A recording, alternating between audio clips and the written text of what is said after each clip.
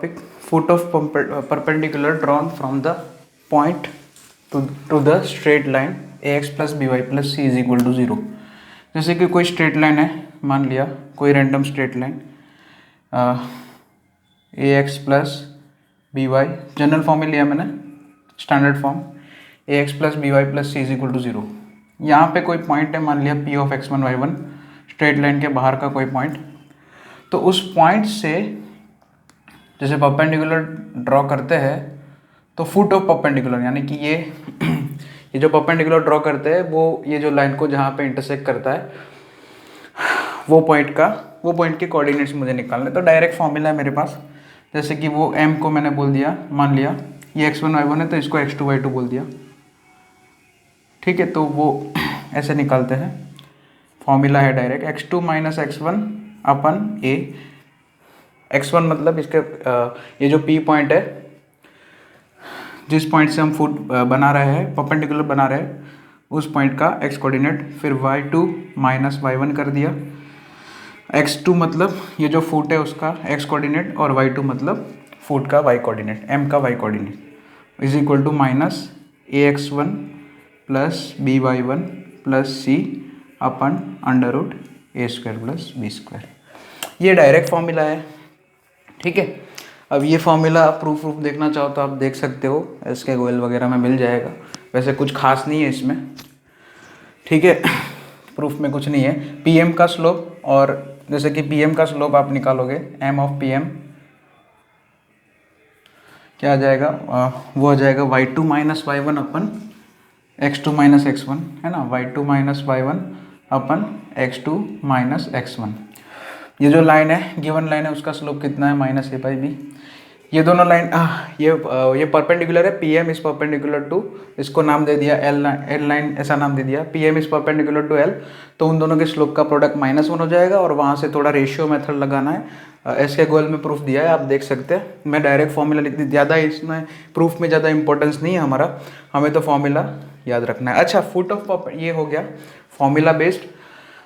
वैसे तो foot of perpendicular दूसरी एक मेथड से भी निकाल सकते हैं। अगर ये फॉर्मूला याद नहीं रहता आपको, अगर याद रहे तो अच्छा रहेगा, याद रहे तो ये अच्छा रहेगा वैसे तो। लेकिन अगर मान लिया याद नहीं आया और क्वेश्चन आ गया मान लिया एग्जाम में कि फुट ऑफ परपेंडिकुलर मान लिया निकालना है, तो आपको पॉइंट दिया है और लाइन का इक्वेशन दिया होगा, ठीक है।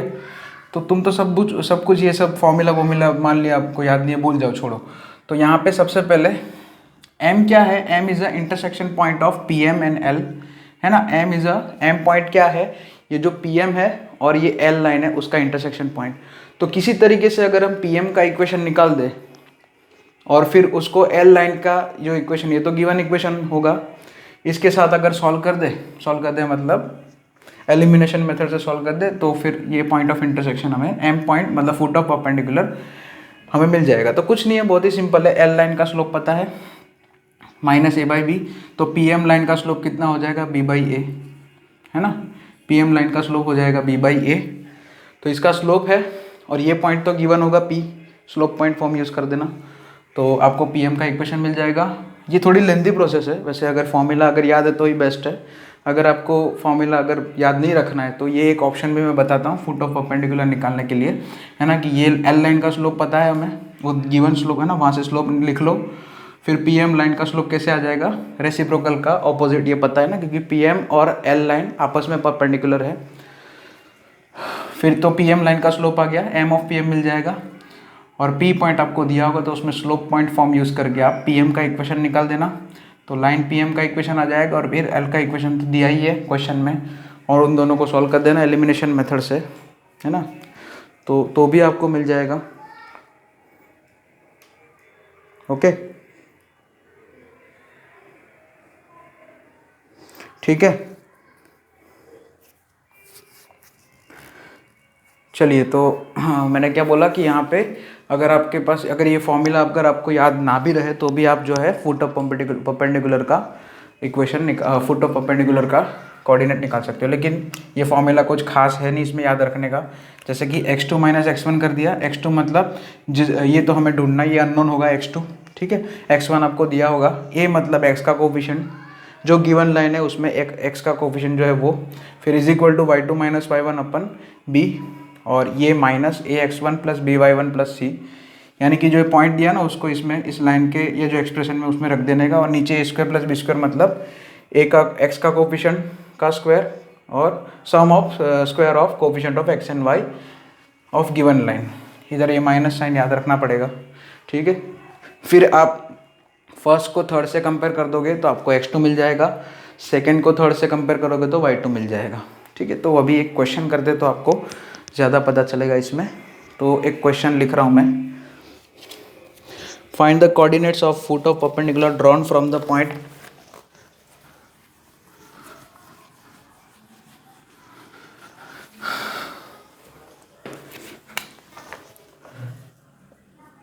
find coordinates of foot of perpendicular drawn from the point 2 3 to line ये है y is equal to 3x plus 4। Okay, line क्या है, y is equal to 3x plus, ठीक है। तो इसको मैं सॉल्व कर देता हूँ, वो फॉर्मूला से सॉल्व कर देते। तो ये 3x ये क्या हो जाएगा, लाइन क्या है वैसे 3x minus Y plus 4 is equal to 0। A का वैल्यू 3 है, बी का वैल्यू -1 है। ओके, x2 है ना, m ऑफ x2 बाई 2 है ना, वो फुट ऑफ परपेंडिकुलर है मान लिया। तो यहाँ पे कुछ नहीं करना है, x2 माइनस x1 है ना, x2 माइनस x1 मतलब ये पॉइंट जो दिया उसके कोऑर्डिनेट्स। सो x2 माइनस x1 मतलब फॉर्मूला लिखा था ना, x2 minus x1 upon a is equal to, मैं फिर से लिख देता हूँ, y2 minus y1 upon b is equal to minus ax1 plus by1 plus c upon a square plus b square. तो यहाँ पे सब वैल्यूज पुट कर दो, x1 मतलब 3 डिवाइडेड बाय x1 मतलब 2, a मतलब 3 है, x1 मतलब 2, a मतलब 3, y2 माइनस y1 मतलब 3, b मतलब -1, y का coefficient is equal to minus, और ये पॉइंट इसमें पुट कर दो। सो 2 × 3 6 हो जाएगा, 3 -3 है ना, और ये +4 divided by a square plus b square बोले तो 3 स्क्वायर प्लस 1 स्क्वायर कितना हो जाएगा, 4 + 1 5, 9 + 1 10, 3 स्क्वायर मतलब 9 और 9, हाँ 2 नहीं है 3 है, 3 स्क्वायर मतलब 9 और +1 यानी कि 10 हो जाएगा। अब ये फर्स्ट और थर्ड कंपेयर करो। So x2 minus 2 upon 3 is equal to, यहाँ पे 6 - 3 3 + 4 7 यानी कि -7/10, और उसी तरह से y2 माइनस 3 अपन -1 कितना हो जाएगा, यहाँ पे ये ये तो -7/10 ही रहेगा। अब आप कंपेरिजन यहाँ पे सॉल्व कर देना, ये सॉल्व करोगे तो आपको x2 कितना मिलेगा, x2 मिल रहा है -1/10, ठीक है। x2 आपको मिलेगा -1/10, और y2 ये सॉल्व करके ये मैं डायरेक्ट आंसर लिख रहा हूँ, आप सॉल्व खुद करना। y2 मिलेगा 37/10, यानी कि आपको फुट के कोऑर्डिनेट क्या मिले, फुट ऑफ परपेंडिकुलर के कोऑर्डिनेट्स क्या मिलेंगे, -1/10, 37/10। अब इसी तरीके से एक और टॉपिक है, इमेज और reflection of point P of x1 y1 with respect to about a line ax plus by plus c is equal to 0। एक पॉइंट था, एक टॉपिक था हमारा foot of perpendicular from the point, बाहर का पॉइंट होगा हर बार है ना, और दूसरा पॉइंट है इमेज या रिफ्लेक्शन है ना। ओके, तो उसको देख लेते हैं। चलिए, तो इमेज और रिफ्लेक्शन, नेक्स्ट पॉइंट इमेज, और ये टॉपिक थोड़ा इंपॉर्टेंट है, इमेज और reflection of a point about या with respect to about a line. यहाँ पे लाइन वही लेंगे ax plus by plus c is equal to 0। जैसे कि एक पॉइंट है, अच्छा एक लाइन है, एक पॉइंट है, ठीक है।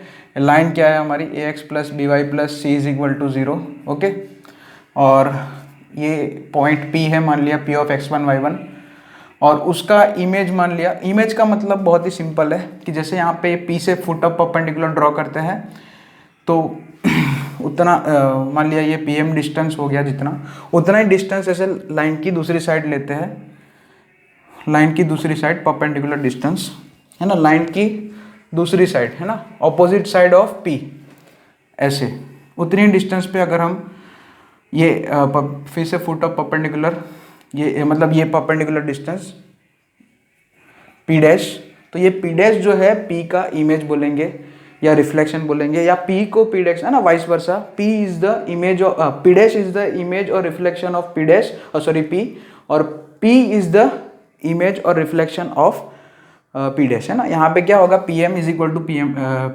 पी डैश एम होगा, है ना। यहाँ पे क्या है, ऐसे ये दोनों, है ना, कि पी का ये जो लाइन है उससे जो परपेंडिकुलर डिस्टेंस है उतना ही डिस्टेंस ऑपोजिट साइड से एक पॉइंट होगा, उतना ही डिस्टेंस ऑपोजिट साइड से, ऐसा हो सकता है कि ऑपोजिट साइड भी एक पॉइंट होगा, यूनिक पॉइंट होगा, जिसका इस लाइन से परपेंडिकुलर डिस्टेंस उतना ही होगा जितना ये पॉइंट का है, फर्स्ट पॉइंट का है।